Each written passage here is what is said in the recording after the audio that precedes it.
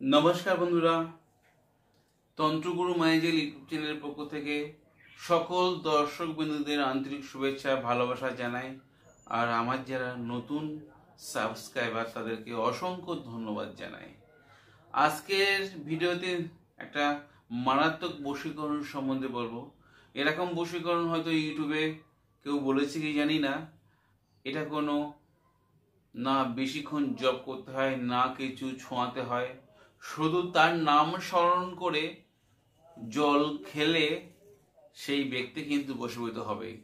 সেটা হতে পারে ঘরের পাশে কোনো বৌদি বা নিজের স্ত্রী, হতে পারে কর্মক্ষেত্রে কোনো ব্যক্তি, সে পুরুষ হতে পারে বা মহিলা।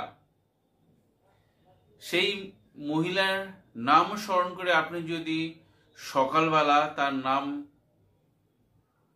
মনে মনে জপ করতে করতে যদি জল পান করেন বা মুখ ধোন, সেই ব্যক্তি কিন্তু আপনার নামে মালা জপ করতে শুরু করবে। মালা মানে এটাই, সেই ব্যক্তি কিন্তু আপনার নতগত হতে বাধ্য থাকবে।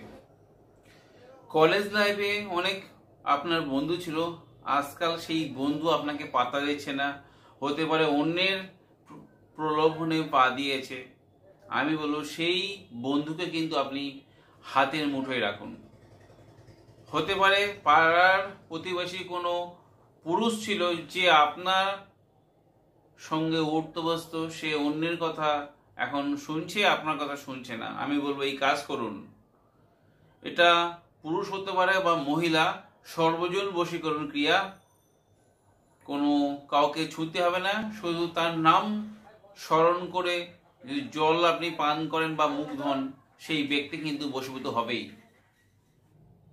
চলার পথে দেখা যায় আপনার স্বামী কিংবা স্ত্রী বা আপনার পুত্র সন্তান কোনো অবৈধ কুচক্রে পড়ে গেছে, সেই সন্তানকে বা সেই স্বামী বা স্ত্রীকে ফেরাতে পারেন আজকের এই ক্রিয়ার দ্বারা। তো ভিডিও শুরু করার আগে পরিচয় দিয়ে, আমি সমীর। আপনাদের কাছে অনুরোধ, আমার চ্যানেলটি সাবস্ক্রাইব করুন। ভিডিও ভালো লাগলে শেয়ার করতে ভুলবেন না। আপনার দেওয়া লাইক এবং শেয়ার আমার এই ভিডিও বানাতে উৎসাহ করবে। একদম সহজ সরল ক্রিয়া, শুধু মন্ত্রটি কণ্ঠস্থ করলে হবে। এটা স্বয়ংসিদ্ধ মন্ত্র। যে কোনো শুভ দিন, বিশেষ করে শুক্রবার দিন আপনারা এই ক্রিয়া করবেন। সকালবেলা বাসি মুখে আপনি টাটকা জল নিয়ে আসেন, ভিডিও যে মন্ত্র আছে 7বার পাঠ করে 7বার সেই মুখ ধোবেন, একটু পান করবেন। যার নাম স্মরণ করে পান করবেন সেই ব্যক্তি কিন্তু বশীভূত হবেই। তবে এই ক্রিয়া করতে হলে গুরুর কাছে অনুমতি নিতে হয়।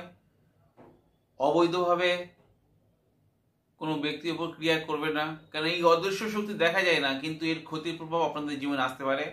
নৈতিকভাবে যাকে আপনি ভালোবাসেন, যাকে সামাজিকভাবে স্বীকৃতি দিতে চান, যাকে আপনি বিয়ে করতে চান, অথবা নিজের স্ত্রী বা কর্মক্ষেত্রে এমন শত্রুতা করছে, তাকে বশ করলে আপনার কাজটা বাঁচবে, সেই ক্ষেত্রে আপনি কাজ করুন।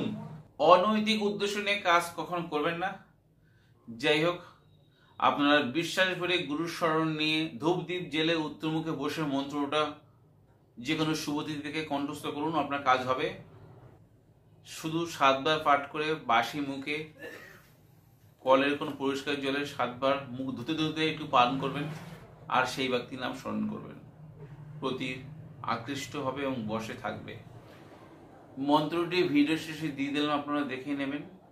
আর আপনাদের যদি ভিডিও দেওয়ার উপকারে আসে, সোশ্যাল মিডিয়া বা আপনাদের পরিচিত ব্যক্তির কাছে শেয়ার দিতে ভুলবেন না।